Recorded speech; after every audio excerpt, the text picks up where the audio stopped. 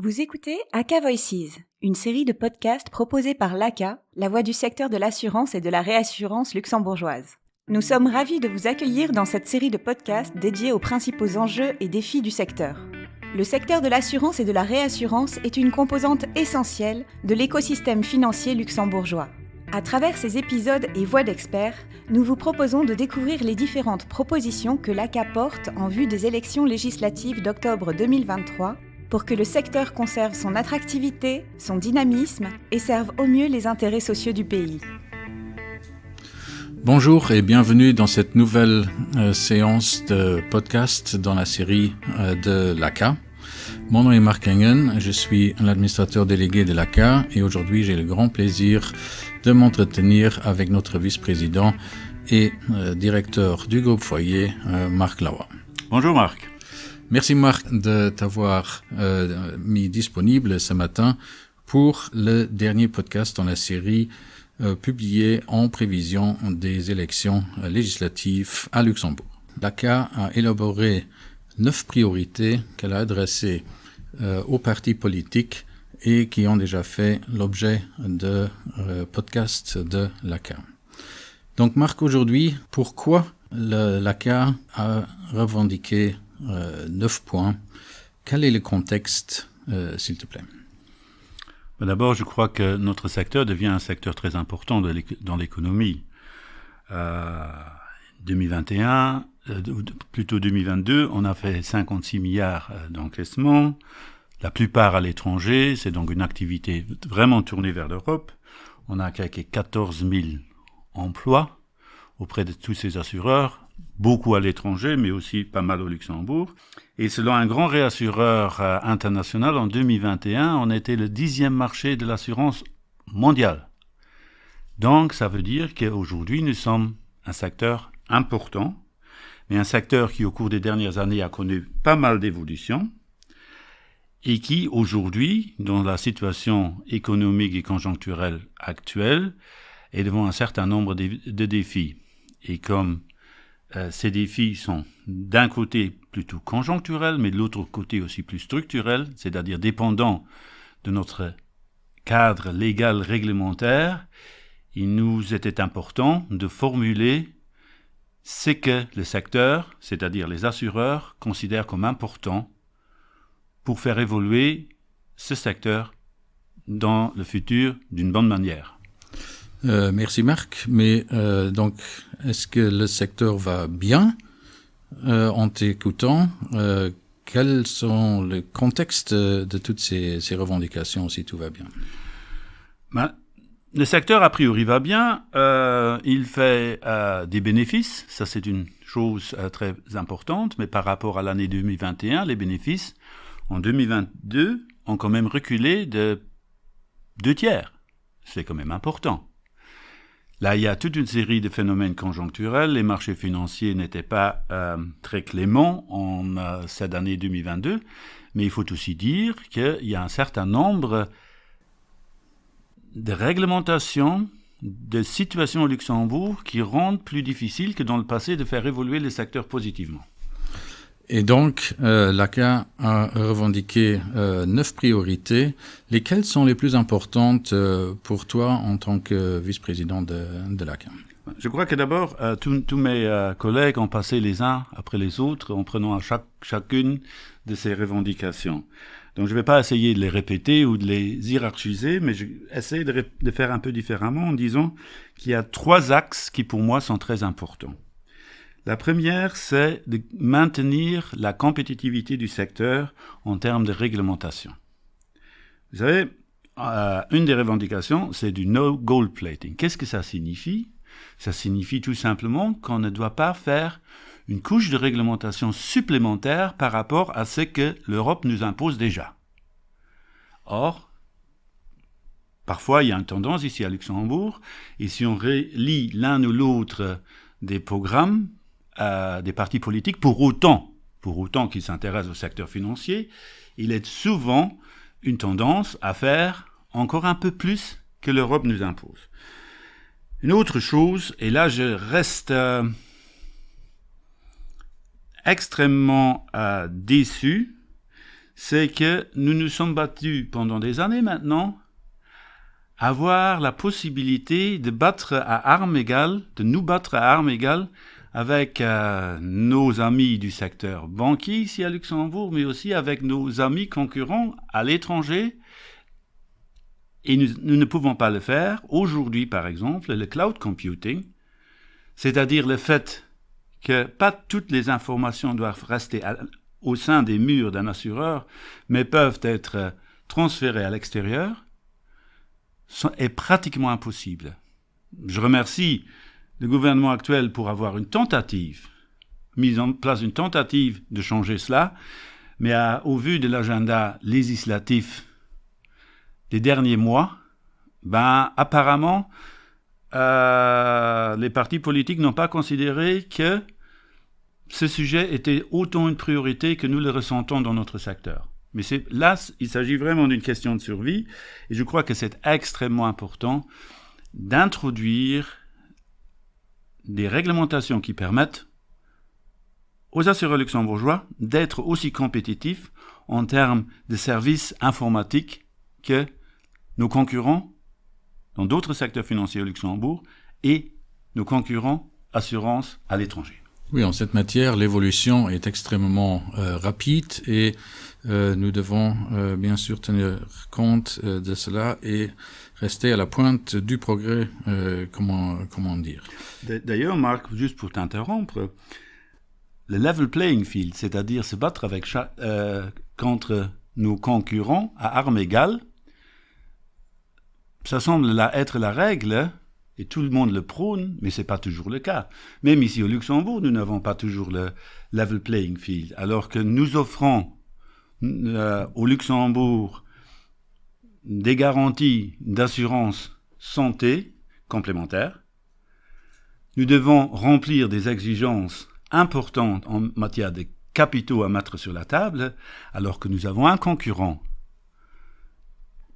qui ne doit pas le faire, parce que le gouvernement a décidé de ne pas le soumettre à la réglementation d'assurance, alors que c'est très clair qu'il ne fait rien d'autre que de l'assurance. Et que la réglementation d'assurance est avant tout axée pour protéger les affiliés et les clients en cas de pépins financiers. Alors, autre élément de compétitivité qui sont importants pour Luxembourg et pour permettre le développement des activités d'assurance et de réassurance à Luxembourg. Tu en vois d'autres que nous devons mentionner aujourd'hui ici. Je crois que nous devons, d'une manière générale, non seulement pérenniser la compétitivité du secteur, mais essayer de l'améliorer. Et là, il y a quand même pas mal de sujets qui me viennent à l'esprit. D'abord, le secteur s'est développé grâce à une autorité de contrôle très stricte, mais aussi très pragmatique. Et cet équilibre entre étant strict pour garder la réputation du secteur vers l'étranger est très important. Non, d'ailleurs, pas seulement vers l'étranger, mais aussi vers nos clients est très important. Mais d'un autre côté, des affaires ne peuvent se développer si on affiche un certain pragmatisme. Ça a fait le bonheur au cours des 30 dernières années du secteur de l'assurance luxembourgeois et j'espère que ça continuera à faire le bonheur dans le futur. Une autre chose qui est quand même aussi très importante, le gouvernement et surtout notre ministre des Finances en parle souvent, c'est le triple A, c'est-à-dire la santé financière de l'écosystème luxembourgeois. Parce que ça donne confiance aux investisseurs. N'oublions quand même pas que sur tous nos acteurs qui travaillent au Luxembourg ou à partir du Luxembourg dans le secteur de l'assurance, il n'y en a que 2 à capitaux luxembourgeois.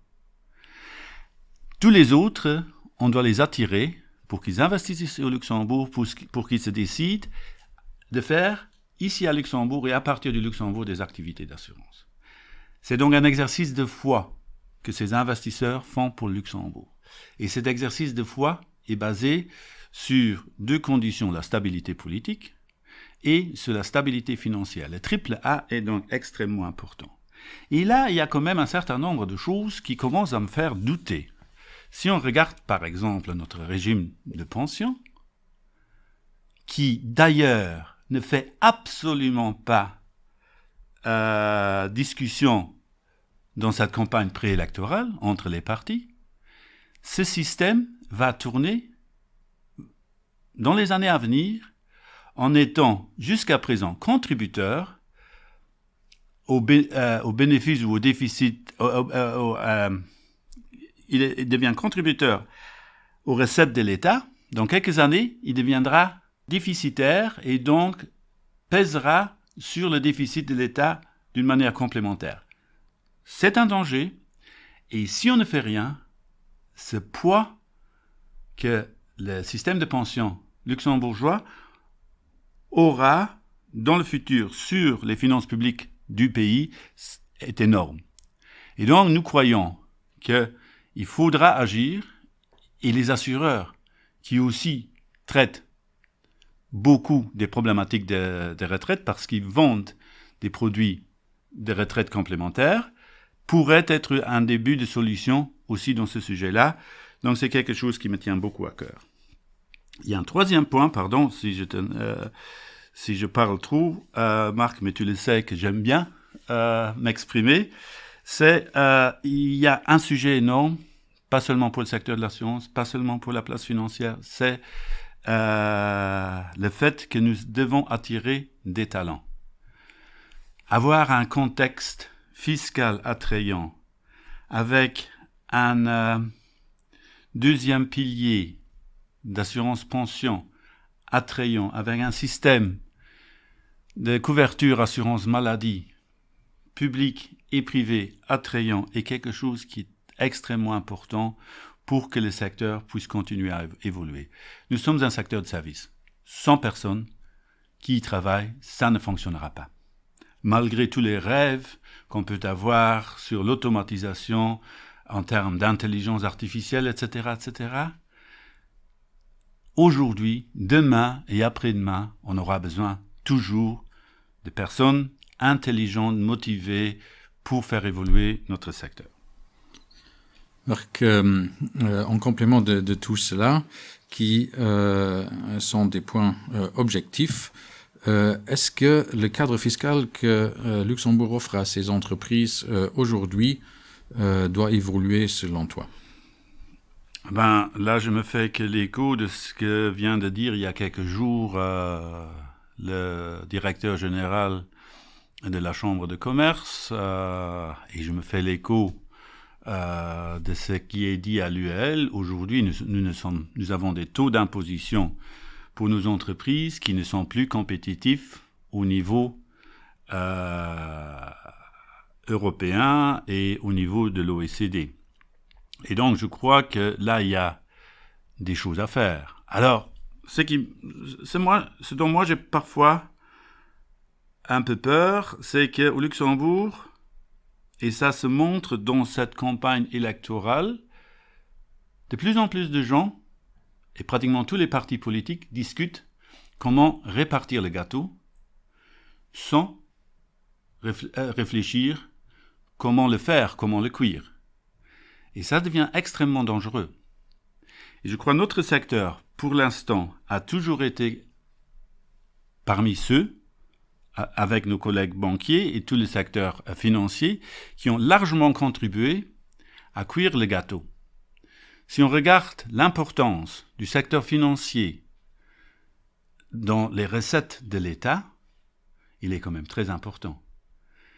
Et alors, très bien, il y a toujours une stratégie qui peut marcher très bien, c'est traire la vache.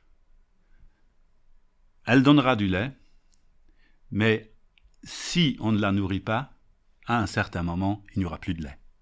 Et c'est ça, ce qui s'appelle la compétitivité. C'est ça qui est important pour notre secteur. Et la fiscalité, certainement, joue un rôle. Et être parmi les moins bien au sein de l'Union européenne n'encourage pas les gens d'investir plus au Luxembourg, c'est-à-dire d'amener au Luxembourg plus de vaches qu'on pourrait traire.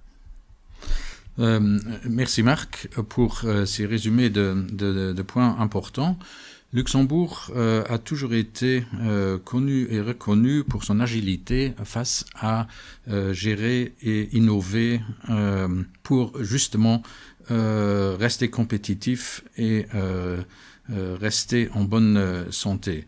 Donc, est-ce que, Marc, aujourd'hui, tu vois cette agilité en danger ou tu nous vois où en tant que secteur d'assurance à Luxembourg? Par nature, je suis optimiste. Donc, je crois que on va à nouveau profiter de l'agilité.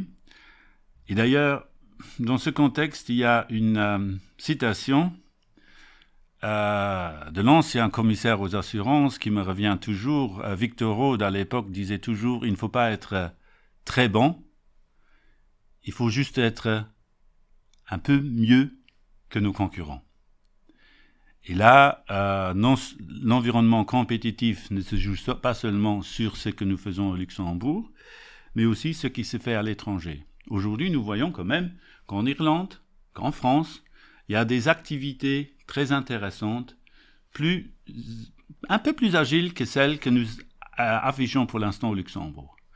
J'espère que ce n'est qu'un phénomène conjoncturel du moment et qu'à plus long terme, ça va s'améliorer à nouveau ici à Luxembourg. Ce qui me rend optimiste, c'est que depuis maintenant 2 ans, on entend de plus en plus nos politiciens et surtout notre ministre des Finances qui rappelle aux Luxembourgeois, à la population luxembourgeoise, que le secteur financier est un élément extrêmement important pour faire fonctionner, pour financer notre société. Ça me réjouit que ces paroles, doucement, se font répéter par d'autres représentants d'un certain nombre de partis. Merci Marc pour ces points optimistes. Donc, est-ce que nous sommes dans le secteur financier à Luxembourg au croisement de plusieurs chemins? Ben oui, on est toujours un peu sur les croisements de chemins. On peut choisir de gérer l'existant, ce qu'en assurance nous n'avons jamais fait. Je rappelle quand même que au début des années 90, le moment où le marché unique s'est créé, le secteur de l'assurance luxembourgeois était exclusivement concentré sur le marché local. À ce moment-là, était déjà en train de se développer le marché de la réassurance.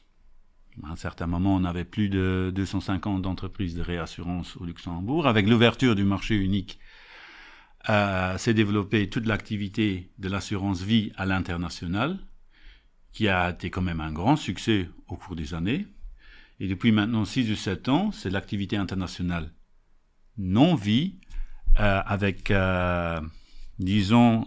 le concours peut-être non volontaire de nos amis britanniques, s'est développé. Il y a quand même pas mal d'assureurs non-vie qui sont venus du Royaume-Uni s'installer ici à Luxembourg, ce qui a donné à nouveau une dynamique au secteur. Et je crois que ce sera intéressant à voir quelle sera la prochaine étape que le secteur va prendre, et je suis sûr qu'il va la prendre. Donc, tous des points qui démontrent l'agilité du Luxembourg en matière financière, d'assurance et de réassurance. Marc, avant de clôturer ce podcast, est-ce que je peux te demander le mot de la fin à nos auditeurs? Je crois je ne veux pas vous donner de mot de la fin. Je crois que c'est un secteur qui est en évolution, que nous avons beaucoup de défis devant nous, que les assureurs luxembourgeois, dans toutes les différentes activités qu'ils peuvent faire, ont montré de l'agilité. J'en suis sûr qu'ils montreront la même agilité pour le futur. Et donc, on ne parle pas ici d'une fin, on parle du début d'une nouvelle étape. Espérons que à la fin de cet exercice d'élection, on aura un gouvernement qui continuera à considérer le secteur financier y inclut le secteur de l'assurance comme un secteur important pour l'économie. S'il le fait, je suis sûr qu'il garantira les conditions de développement pour ce secteur. Grand merci Marc sur cette touche de fin positive.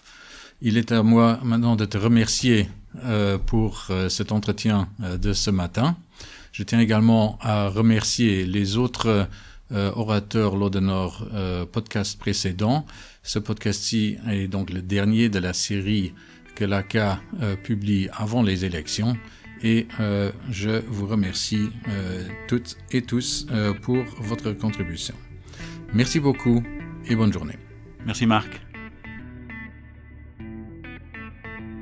Merci d'avoir écouté cet épisode. Nous espérons qu'il a répondu à vos attentes sur le sujet. Retrouvez cet épisode ainsi que l'ensemble des revendications que l'ACA porte en vue des élections législatives d'octobre 2023 à travers un dossier dédié disponible sur le site www.aca.lu. N'hésitez pas à contribuer au rayonnement du secteur et des sujets qui s'y rattachent en partageant cet épisode et en rejoignant la communauté sur notre page LinkedIn ACA Luxembourg.